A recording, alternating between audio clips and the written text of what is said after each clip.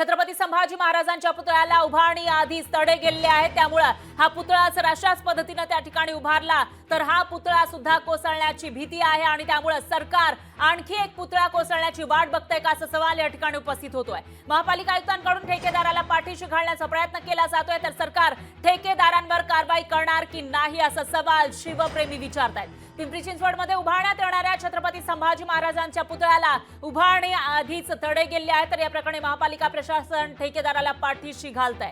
सरकार आणखी एक पुतळा कोसळण्याची वाट बघताय का असा सवाल यामुळे उपस्थित होतोय, कारण छत्रपती शिवाजी महाराजांचा राजकोटवरील किल्ला उद्घाटनाच्या काही महिन्यांमध्येच कोसळला होता आणि त्यानंतर राज्यामध्ये संतापाची लाट उसळल्याचं पाहायला मिळालं होतं। पण आता दुसरा एक पुतळा कोसळण्याची भीती आहे। हा पुतळा अजून उभारलेला नाहीये, पण त्याच्या आधीच या पुतळ्याला तडे गेले।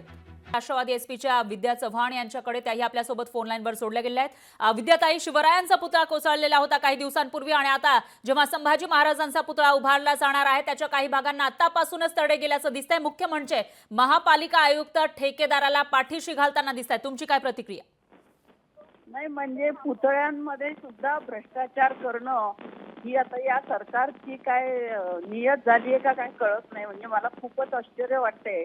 एक तर छत्रपती शिवाजी महाराजांचा पुतळा 7-8 महिन्यामध्ये बसवला, तो पुतळा कुठल्या पद्धतीचा आहे का, कच्चा झालेला आहे का, पक्का नाहीये ते त्याची खात्री केली नाही। कला संचालनालयाचे सगळे नियम धाब्यावर बसून तो पुतळा केला आणि आता संभाजी राजांचा पुतळा बसवणार आहे त्याच्या पूर्वीच म्हणजे त्या महापालिकेचा भ्रष्टाचार याच्यातनं आपल्याला दिसतोय। आणि इकडे जे काय सरकार आहे हल्ली महाराष्ट्राचं, त्या सरकारचं काम काय पुतळ्यांमध्ये सुद्धा भ्रष्टाचार करायचा का? म्हणजे आता मती गुंग झालेली आहे की अशा प्रकारे भ्रष्टाचाराला एकही क्षेत्र ठेवलेलं नाही।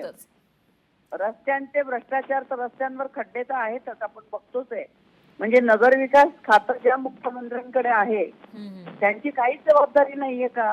आणि आता पुतळे म्हणजे संभाजीराजाचा पुतळा असा जर पुतळा असेल तर ताबडतोब रिजेक्ट केला पाहिजे, तो बसवता कामा नये। उद्या तो बसवला आणि पडला तर लोकांमध्ये उद्रेक, संतापाची लाट वाढेल, उद्रेक वाढेल।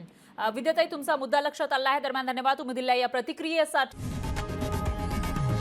लोकशाही मराठी ऐका, पहा, जागरूक रहा।